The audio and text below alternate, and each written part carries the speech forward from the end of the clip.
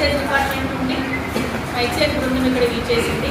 విషయం ఏంటంటే డ్రగ్స్ మీద అవగాహన కలిగించడానికి ఇక్కడికి వచ్చినాం మేము మా బృందం. ఇప్పుడు ఎందుకంటే ఇప్పటి బాలురే రేపటికి దేశ పౌరులుగా ఉండాల్సిన అవకాశం ఉంది కాబట్టి మీకు అవగాహన అనేది కల్పించాలి. ఎందుకంటే ఇప్పుడు చిన్న చిన్న ఏజ్లో అంటే 10th class first year second year తీసుకున్నా, గాంజా తీసుకున్నా, తీసుకున్నా కూడా కళ్ళు అంటే ఇట్లా బిహేవ్ చేస్తుంటారు.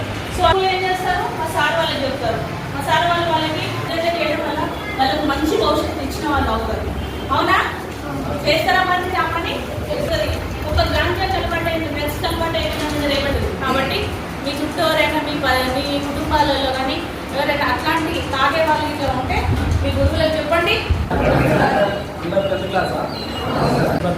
బృందాలు ప్లస్ మన ఉపాధ్యాయ బృందానికి మరియు ముఖ్యంగా విద్యార్థులకు ఈ సమాచారాన్ని గురించండి. సార్ డ్రగ్స్ వల్ల కలిగే దుష్పరిణామాల గురించి ఏ ఒక్కరు డ్రగ్స్ అమ్మకం, కొనుగోలు, డ్రగ్స్ రహిత జీవన శైలిని